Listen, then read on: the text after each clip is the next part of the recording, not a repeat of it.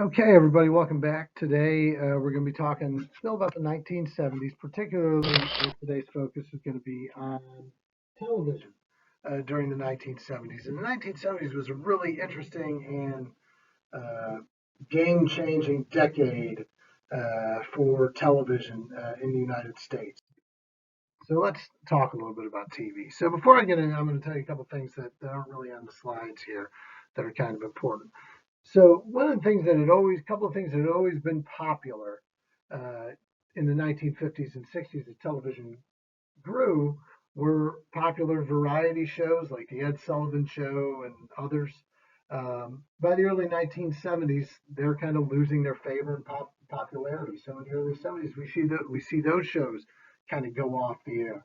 And Ed Sullivan Show ended in 1972. Other ones ended in the early 70s as well, as the audiences just stopped watching things like that, which is something that naturally happens. But these shows had been staples of television throughout the 1950s and 60s, so this marks a big change.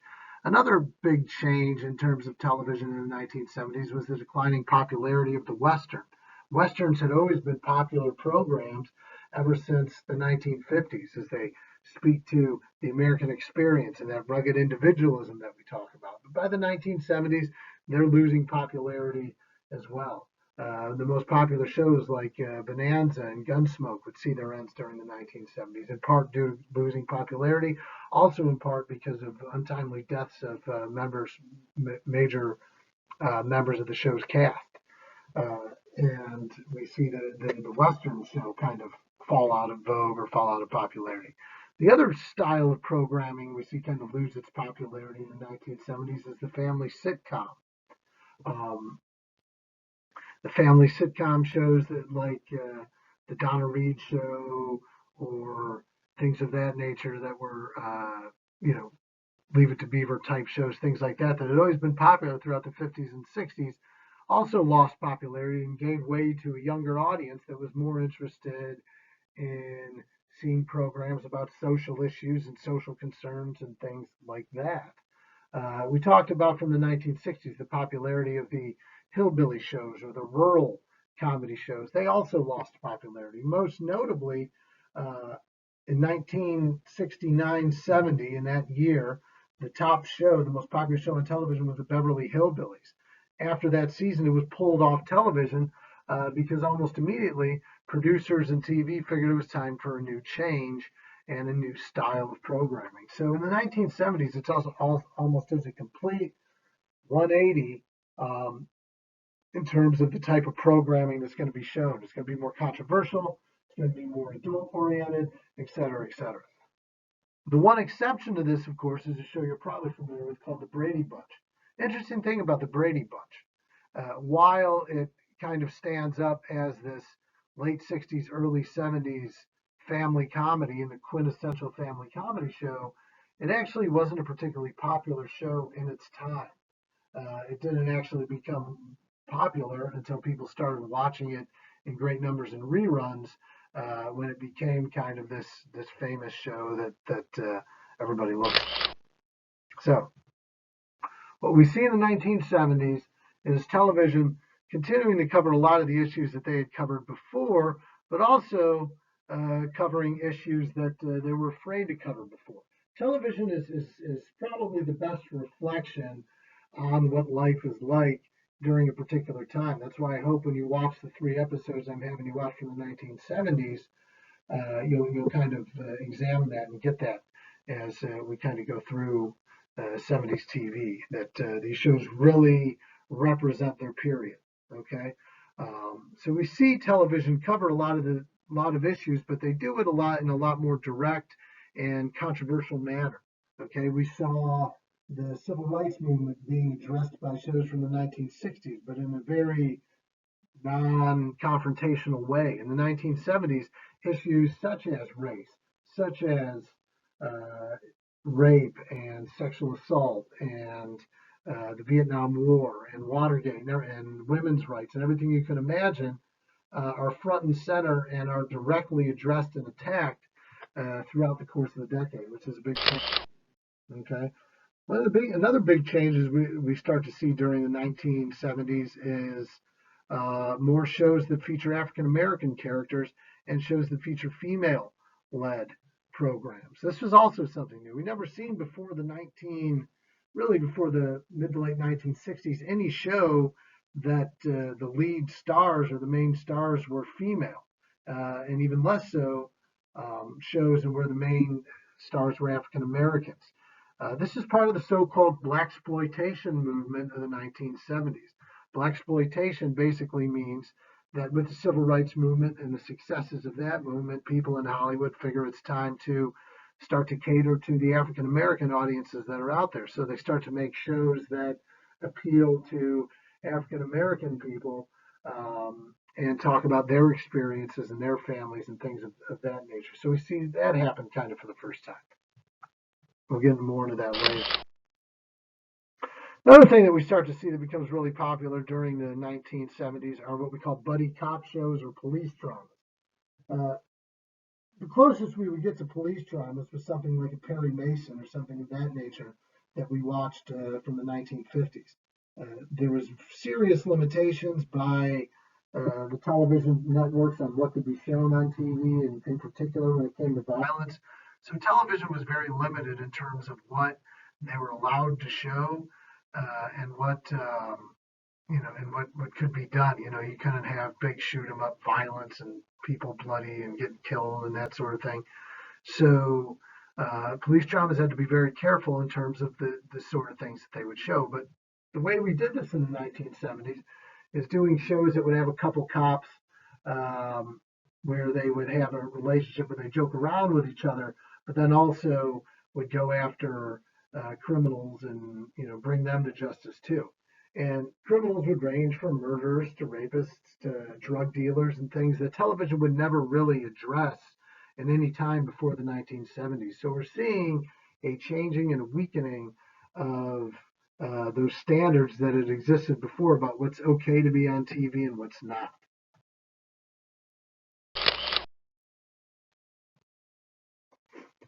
Now, one of the big things about sitcoms during the 1980s, we still have situation comedies. They're just not really family-based.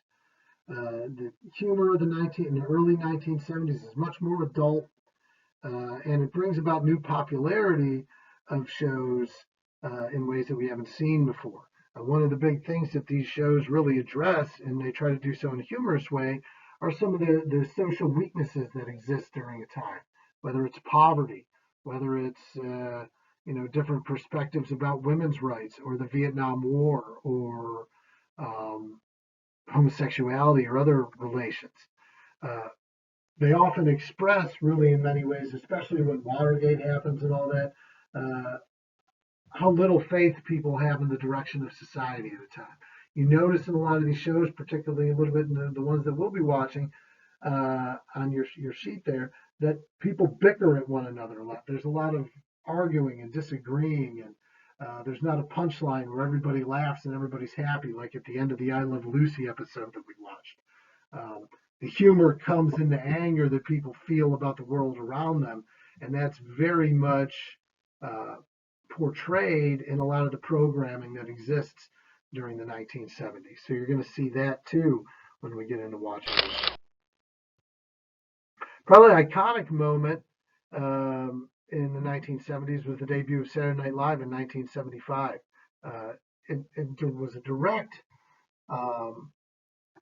it came kind of directly as a new type of variety show made in the mold of a previous show called Rowan and Martin's Laugh-In that was popular in the late 60s and early 70s, Rowan and Martin's Laugh-In. And this show, would tackle comedy and things in a more direct and funny way because it was a late night program. So, the kids would be asleep, so it would be safer to show some of the things that maybe in other times you wouldn't be able to show. Another big change in the 1970s is the emergence of cable television. I wouldn't really call it emergence, but I'd say the arrival of cable television. The very first cable network was available in 1970, in the early 1970s, 72, 73, something like that. And that network, of course, was HBO, or HRO, HBO. So HBO is the first ever cable network to become available. At first, it wasn't like the HBO we know today. It didn't have programming. It didn't have its own shows. Um, HBO became popular. Um, Early on, they would just show they would be able to rent movies essentially, that the old movies that they'd show on TV. They weren't really even like recently made films. But what really made HBO popular is they started showing sports. And the first big sporting event they had on HBO was the Rumble in the Jungle, the boxing match between Muhammad Ali and George Foreman, where everybody kind of watched, and then suddenly HBO became a player. So in the early 1970s, there HBO becomes the first cable network. And by the late 70s, we get more and more cable networks available to people. By the end of the 1970s, we have programs like, or channels like ESPN that are out there, and it won't be long before we get networks like CNN, MTV, and many, many others.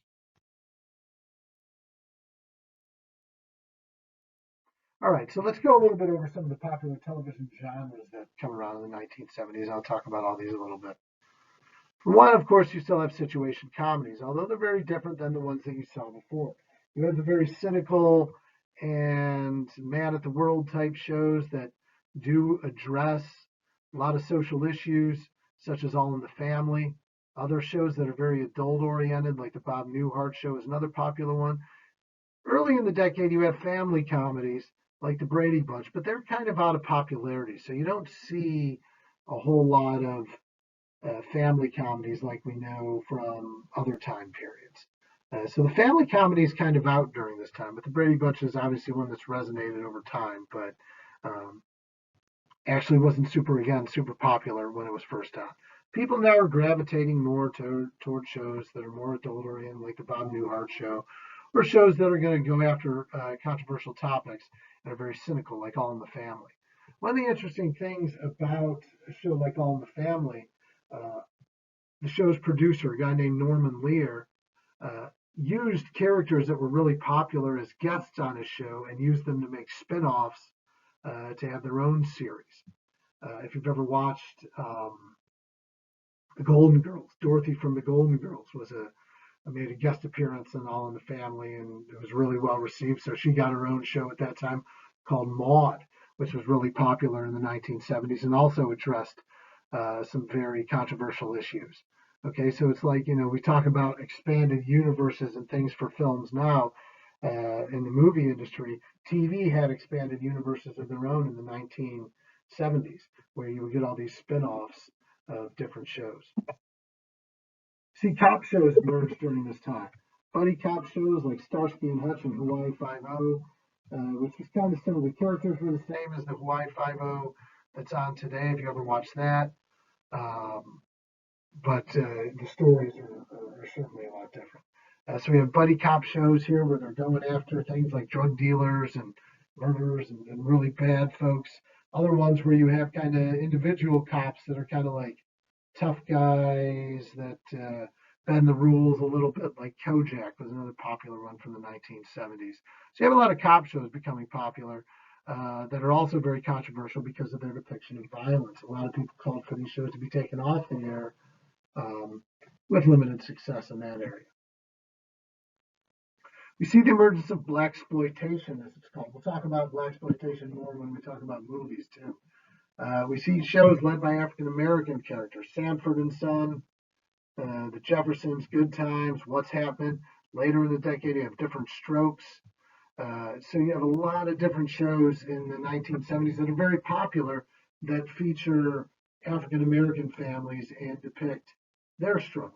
And obviously, as you would imagine, um, on a show like Good Times, and you'll see in the episode, it talks about a family that struggles financially, where shows that maybe feature white characters are much more middle class and uh, much more success oriented than the struggles that these African American folks face, which is a big complaint that a lot of people have about the black exploitation shows in the 1970s because it doesn't show African Americans as particularly successful.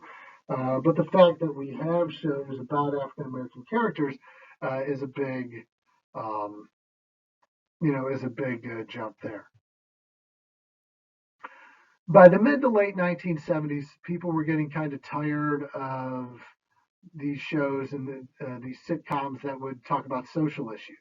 They yearned for a time more like the 1950s, where everybody was happy and things were good. And this is where we see shows like Happy Days and Laverne and Shirley that take place, that are period pieces that take place in the 1950s. That's why we can't really show one for this class, because it doesn't really reflect the 70s.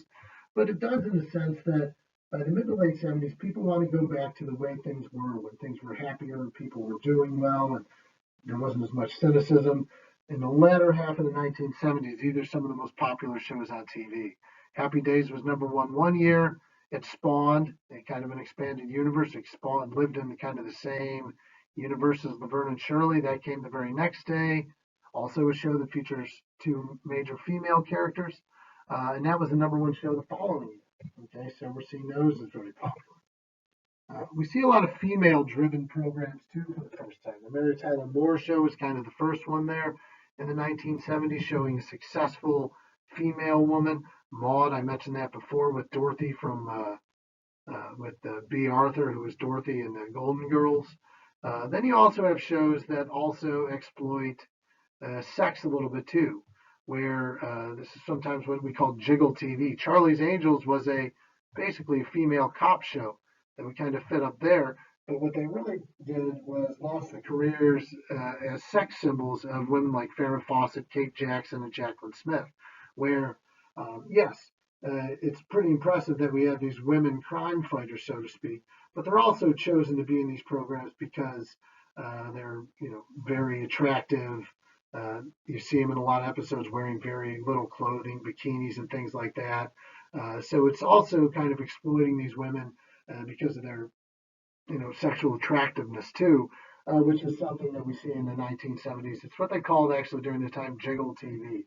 I'll let you figure that out for yourselves.